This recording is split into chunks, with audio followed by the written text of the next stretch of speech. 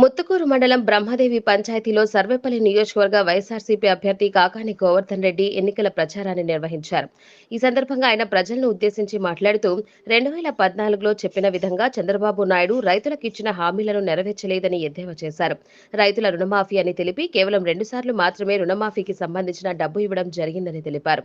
అదే జగన్మోహన్ రెడ్డి 2019 ఎన్నికల్లో ఇచ్చిన హామీలను ప్రతి ఒక్కటి అమలు చేశారని, ఇవ్వని హామీలు కూడా ఇచ్చిన ఘనత వైఎస్ జగన్కే దక్కిందని అన్నారు. ఇచ్చిన మాట నిలబెట్టుకునే స్వభావం జగన్మోహన్ రెడ్డి అని, చంద్రబాబు నాయుడు అయితే దాన్ని అనేక విధాలుగా షరతులు పెట్టి హామీలను తుంగలో తొక్కారని పేర్కొన్నారు. చంద్రబాబు నాయుడు హయాంలో పెన్షన్ కావాలంటే జన్మభూమి సభలో అర్జీ పెట్టుకోవాలని, వస్తుందో రాదో నమ్మకం ఉండేది కాదని, అదే జగన్మోహన్ రెడ్డి హయాంలో ఇంటి వద్దకే వచ్చి పెన్షన్ రాయించుకుని మరీ పెన్షన్ ఇవ్వడం జరిగిందని అన్నారు. ప్రతి ఒక్కరూ వైఎస్ఆర్సీపీని ఆదరించాలని, తమ ఓటును వైఎస్ఆర్సీపీకి వేయించి గెలిపించాలని కోరుకున్నారు.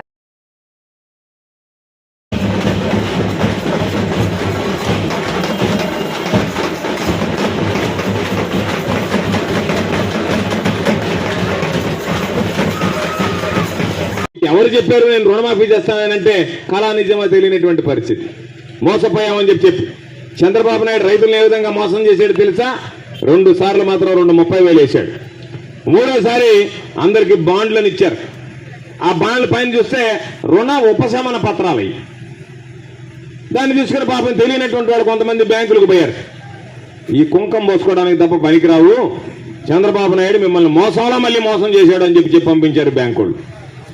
ఈరోజు ఒక్కసారి ఆలోచన చేస్తే జగన్మోహన్ రెడ్డి గారు అధికారంలోకి వచ్చిన తర్వాత ఎన్ని రకాలైనటువంటి హామీలు ఇచ్చాడో ఆ హామీలన్నీ అమలు చేయలేదా ఒక్కసారి మీరు ఆలోచన చేయండి. ప్రధానంగా రైతులకు 4 విడతల్లో 50,000 ఇస్తానని 67,500 రూపాయలు చేతిలో పెట్టాడు. మహిళలకు 4 విడతల్లో వైఎస్ఆర్ చేతి కింద 75,000 రూపాయలు ఇచ్చాడు. మహిళలకు 4 విడతలుగా రుణమాఫీ చేస్తానని రుణమాఫీ చేశాడు. ఈరోజు అదేవిధంగా రజకులు, నాయ బ్రాహ్మణులు, టైలర్లకి ప్రతి సంవత్సరం 10,000 రూపాయల ఆర్థిక సహాయం ఇచ్చాడు. వాహన మిత్ర కింద ఆటో యజమానులకి, ట్యాక్సీ యజమానులకి 10,000 రూపాయలు ఇచ్చాడు. కాపు నేస్తామంటే 15,000 రూపాయలు ఇస్తాడు. నేతన నేస్తామంటే 24,000 రూపాయలు ఇచ్చాడు. మత్స్యకార భరోసా అంటే 10,000 రూపాయలు ఇచ్చాడు. పిల్లలు చదువుకున్నటువంటి అమ్మఒడికి 15,000 రూపాయలు ఇచ్చాడు. చదువుకునేటువంటి బిడ్డలకు విద్యా దీవెన ఇచ్చాడు. హాస్టల్లో ఉండేటువంటి బిడ్డలకు వసతి దీవెన ఇచ్చాడు. ఆర్థికంగా వెనకబడినటువంటి ఉన్నత తరగతికి సంబంధించినటువంటి వ్యక్తులు మా గురించి కూడా ఆలోచన చేయండి అంటే ఎన్నికల మేనిఫెస్టోలో చెప్పకపోయినా 15,000 రూపాయల కన్నా ఈబీసీ నేస్తం కింద 3 విడతల్లో 45,000 రూపాయలు అందించినటువంటి ఘనత జగన్మోహన్ రెడ్డి గారిది అని మీ అందరికీ సందర్భంగా మనవి చేస్తున్నాం. ఈరోజు పెన్షన్ చంద్రబాబు నాయుడు 1000 రూపాయలు పెన్షన్ ఇచ్చాడు. పెన్షన్ కావాలంటే మీరు జన్మభూమి సభల దగ్గరికి వెళ్ళాలి. జన్మభూమి సభల్లో అర్జీ పెట్టుకోవాలి. చివరికి ఎంత దారుణమైనటువంటి పరిస్థితి అంటే, నేను ప్రతిపక్షంలో శాసనసభ్యుడిగా ఉన్నప్పుడు, తెలుగుదేశం పార్టీ అధికారంలో ఉన్నప్పుడు యాక్ట్ టీవీలో ఒక ఇంటర్వ్యూకి వెళ్ళాను. నేను ఫోన్ ఇన్ లైవ్ టెలికాస్ట్.